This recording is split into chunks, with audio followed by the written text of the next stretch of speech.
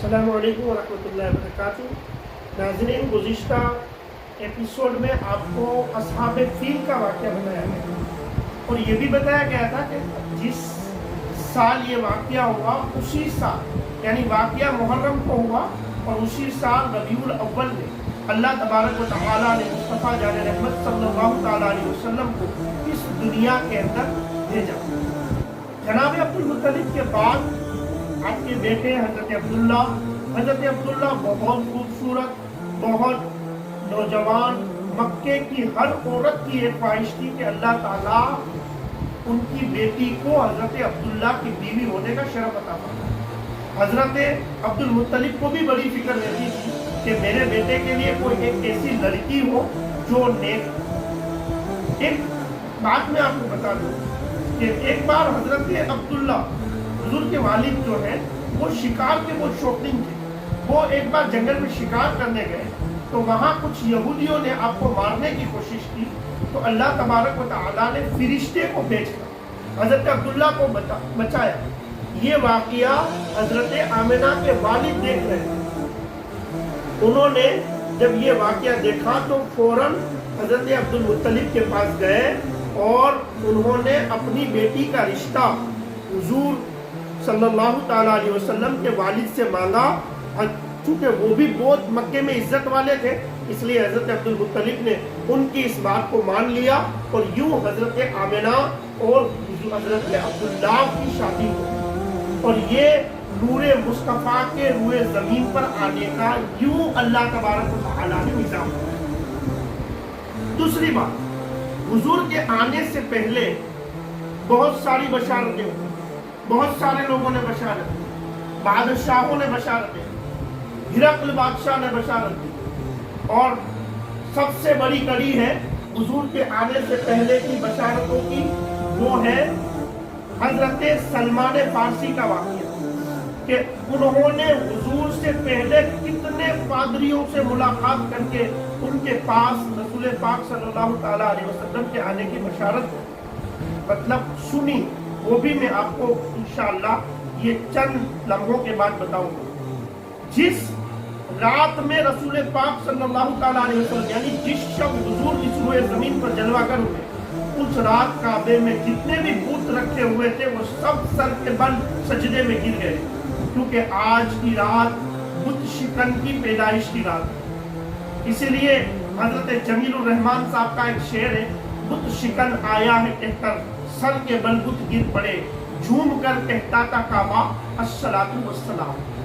हुजूर की विलादत के वक्त एक ऐसा नूर जाहिर हुआ जिसकी रोशनी से हज़रत आमिना को शाम के महल्लात दिखाई देने लगे। शाम और मक्का शरीफ में कई 100 मील की दूरी है, बल्कि यूं कहे तो हजारों मील की दूरी है, लेकिन हुजूर का आना इतना बरकत वाला है कि जिसकी रोशनी से हज़रत आमिना को मक्के में बैठे बैठे शाम के महल्लात नजर आए।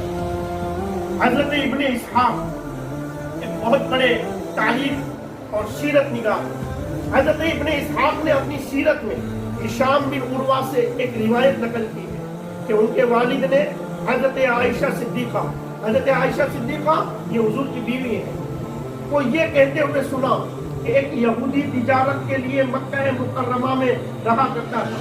जब रसूलुल्लाह की पैदाइश की रात आई तो उसने कुरैश की एक महफिल में आकर के पूछा कि ए कुरैश, क्या आज रात तुम्हारे यहाँ कोई बच्चा पैदा हुआ है?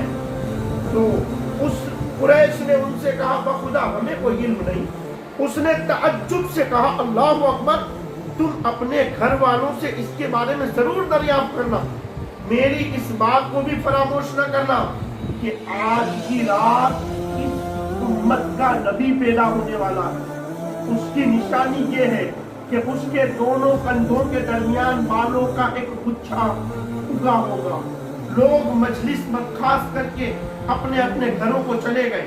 हर एक ने अपने घर जाकर अपने अहले खाना से पूछा कि क्या कुरैश के किसी घर में आज कोई बच्चा पैदा हुआ है? उन्हें बताया गया कि आज अब्दुल मुत्तलिब के यहाँ एक बच्चा पैदा हुआ है जिसका नाम उन्होंने मोहम्मद रखा है। वो लोग उस यहूदी के पास गए, उसे बताया कि उनके कबीले में एक बच्चा पैदा हुआ है। اس نے کہا میرے ساتھ چلو، میں اس بچے کو دیکھنا چاہتا ہوں۔ کون ہے؟ یہودی ہے، حضرت موسیٰ کو ماننے والا ہے، لیکن وہ آ رہا ہے رسول پاک صلی اللہ تعالیٰ علیہ وسلم کو دیکھنے کے لیے۔ یہ لوگ انہیں حضرت آمنہ کے گھر لائے اور کہا ہمیں اپنا بچہ دکھائیے۔ آپ نے اپنے فرزند ارجمند کو ان کے سامنے پیش کیا۔ اس یہودی نے بچے کی پیٹھ سے کپڑا اٹھایا، یعنی حضور کی پیٹھ سے کپڑا اٹھایا اور بالوں کا اگا ہوا ایک گچھا دیکھا، اور دیکھتے ہی وہ گشت کھا کر گر پڑا، یعنی بے ہوش ہو گیا۔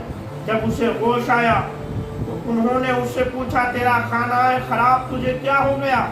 اس نے بصد افسوس کہا کہ آج بنی اسرائیل کے گھرانے سے نبوت ختم ہو گئی، اور ایک گروہ قریش تمہیں خوش ہونا چاہیے کہ یہ پیدا ہونے والا بچہ بلندیوں کی طرف تمہارے عرب کو لے جائے گا، اور مشرق و مغرب میں صرف ایک ہی نام گونجے گا، اور وہ نام ہوگا اس بچے کا جس کو محمد رسول اللہ کہا جاتا ہے۔ اس رات کسرا کا ایوان برس گئے اور اس کے 14 کنکر گر گئے۔ ایران کا مرکزی آتش کدہ جس میں 1000 سال سے آگ بھڑک رہی تھی، وہ آگ اچانک بجھ گئی، کیونکہ اب روئے زمین پر وہ ستارہ آ گیا کہ جس کے بارے میں اعلیٰ حضرت امام عشق و محبت فرماتے ہیں سب سے اعلیٰ و اعلیٰ ہمارا نبی، سب سے بالا و اعلیٰ ہمارا نبی، اپنے مولا کا پیارا ہمارا نبی، دونوں عالم کا دولہ ہمارا نبی، کرنی بدلی رسولوں کی ہوتی رہی، چاند بدلی کا نکلا ہمارا نبی، سب چمک والی اجلوں میں چمکاتی ہے، انجے شیشوں میں چمکا ہمارا نبی۔ آگ بجھ گئی، 1000 سال سے بھڑک رہی تھی وہ آگ بھی بجھ گئی جب حضور روئے زمین پر تشریف لائے۔ اور میں آپ کو بتا رہا تھا نا، بہت سارے ایسے واقعات ہوئے کہ جن کو اگر ہم بیان کریں گے نا تو وہ وقت ختم ہو جائے گا، لیکن مجھے جو آپ کے سامنے ایک بات پیش کرنی ہے حضور کے آنے سے پہلے، وہ ہے حضرت سلمان فارسی والا واقعہ۔ اس سے آپ کو پتہ چل جائے گا کہ حضور کے روئے زمین پر آنے سے پہلے کس نے آپ کی بشارت عطا فرمائی۔ دیکھیے حضرت سلمان فارسی کے بارے میں پہلے جانتے ہیں۔ آپ ایران کے مشہور شہر اصفہان کے رہنے والے، آپ کا والد آپ کے شہر کا سردار تھا، اور اسے اپنے بیٹے سلمان سے بہت محبت تھی، یہاں تک کہ وہ انہیں ہر وقت اپنے گھر میں قید رکھتا تھا تاکہ وہ ایک لمحے کے لیے بھی ان کی آنکھوں سے اوجھل نہ ہو۔ اس کے ساتھ ساتھ آپ کے باپ کا دین مجوسیت تھا، مجوسیت جو آگ کی پوجا کرتے ہیں، اور وہ اس کو اس کی تعلیم بھی دیتا تھا، یہاں تک کہ آپ کو اس فن میں کمال حاصل ہو گیا۔ ایک دن آپ کے باپ نے اپنی زمینوں کی خبر گیری کے لیے آپ کو اپنے ڈیرے پر بھیجا۔ ڈیرا مطلب جہاں زمینوں کا ایک مکان زمینوں کے وہاں رہنے کا بنا ہوتا ہے۔ راستے میں عیسائیوں کا ایک گرجا گھر آتا تھا، آپ اس کے پاس سے گزرے تو وہ اپنی عبادت میں مشغول تھے، یہ اندر چلے گئے، یعنی سلمان۔ ان عیسائیوں کی دعائیں اور طریقہ عبادت انہیں بہت پسند آئی، وہ شام تک وہیں بیٹھے ان کو دیکھتے رہے، ان کی دعائیں اور ان کی تسبیحیں سنتے رہے، اور ادھر باپ ان کی وجہ سے بہت پریشان تھا۔ اس نے ان کی تلاش میں ادھر ادھر آدمی دوڑائے۔ جب آپ باپ کے پاس آئے تو انہوں نے عیسائیوں کی عبادت کا تذکرہ کیا۔ باپ نے اس اندیشے سے کہ وہ اپنے باپ دادا کا دین چھوڑ نہ دے، ان کے پاؤں میں لوہے کی بیڑیاں ڈال دی۔ ایک قافلہ لوہے کی بیڑیاں ڈال دی۔ ایک قافلہ وہاں سے ملک شام کی طرف جا رہا تھا۔ حضرت سلمان کسی طریقے سے اس قافلے میں شامل ہو گئے۔ جب شام پہنچے تو وہاں ایک کنیسہ میں گئے اور کنیسہ کے پادری کو اپنے حالات سے آگاہ کیا، وہاں اس کی خدمت میں رہنا شروع کر دیا، لیکن اس کے قول و عمل میں واضح تضاد تھا، یعنی جو پادری تھا کہتا تھا کچھ اور، کرتا تھا کچھ اور۔ وہ غریبوں کے ساتھ ظلم و ستم کرتا تھا۔ جب وہ مر گیا تو حضرت سلمان نے لوگوں کو بتایا کہ تمہارے پادری کے یہ کرتوت تھے، اور 100 مٹکے جو سونے چاندی کے بھرے ہوئے تھے وہ تہہ خانے سے نکال کر ان کے حوالے کر دیے۔ لوگوں نے اس پادری کو سولی پر چڑھایا اور اس پر سنگ ساری کی، پھر جا کر اسے دفن کیا۔ اس کی جگہ ایک اور پادری مقرر ہوا۔ حضرت عبداللہ ابن عباس فرماتے ہیں اس کے بارے میں، یعنی جو نیا پادری آیا اس کے بارے میں سلمان کہتے تھے کہ میں نے کوئی آدمی ایسا نہیں دیکھا جو خشوع اور خضوع سے 5 نمازیں اس طرح ادا کرتا ہو جیسا وہ کرتا تھا. دنیا کی چاہت کا اس کو تصور بھی نہیں تھا. کچھ مدت کے بعد وہ بھی فوت ہو گیا اور سلمان کو وصیت کی کہ وہ موصل میں فلاں شخص کے پاس جائیں اور اس کی پیروی کریں. حضرت سلمان موصل پہنچے. یہ شخص بھی بڑا پرہیزگار تھا اور آپ نے اس سے بھی بڑے متاثر ہوئے. وہ جب مرنے لگا تو حضرت سلمان نے ان سے پوچھا کہ آپ تو اس جہان فانی سے رخصت ہو رہے ہیں، میں کس کے پاس دین حاصل کرنے جاؤں؟ اس نے کہا سنو، یہ شخص ہے جس کا وہی طریقہ ہے جو ہمارا طریقہ ہے، تم اس کے پاس چلے جاؤ. یہ نصیبین میں ہے.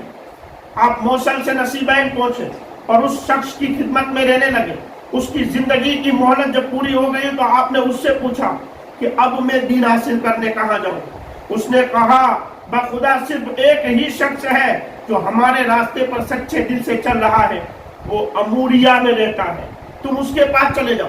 تو حضرت سلمان فارسی اس کے پاس چلے گئے. سلمان پہلے ایران سے شام آئے، شام سے موصل آئے، موصل سے نصیبین آئے، نصیبین سے اموریا آئے. اس نیک خصلت شخص کی خدمت میں زندگی بسر کرنے لگے. اور یہ حضرت سلمان فارسی راہ حق پانے کے لیے اللہ کے نیک بندے جو اس وقت تھے ان کے پاس جا رہے ہیں.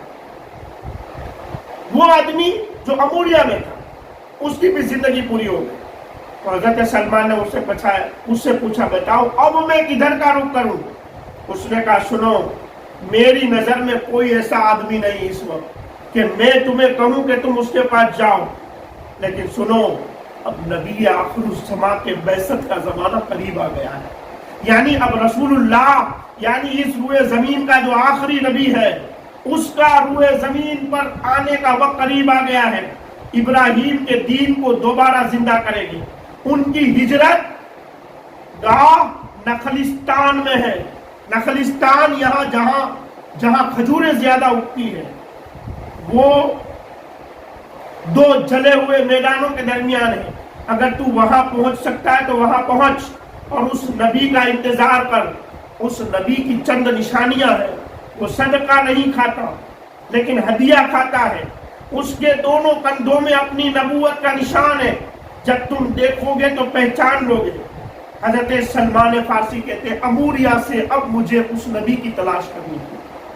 تو حضرت سلمان فارسی نے حضور کو کیسے تلاش کیا؟ بڑا انٹرسٹنگ واقعہ حضور تک پہنچنے کا. اور حضرت سلمان نے بیچ میں جو تکلیفیں اٹھائی، اور یہ سوچیں کہ حضرت سلمان کی عمر کتنی ہوگی. آپ نے کتنے عیسائی پادریوں سے ملنے کے بعد حضور تک پہنچنا ہے، تو پہنچے کیسے؟ اس کے لیے آپ انتظار کریں. بہت بہترین واقعہ ہے. اور حضور تک پہنچنے کا جو آپ کا واقعہ ہے وہ آپ کے اندر کے ایمان کو تازہ کر دے. بس بنے رہیں، دیکھتے رہیں، خود بھی دیکھیں اور دوسروں کو بھی دکھائیں. کیونکہ ہمارا مقصد یہی ہے کہ سیرت مصطفیٰ ہر گھر پہنچے، ہر شخص تک پہنچے اور ہر کانوں تک پہنچے. یہی ہے آرزو. تعلیم پورا عام ہو جائے کہ سب پرچم سے اونچا پرچم اسلام ہو جائے.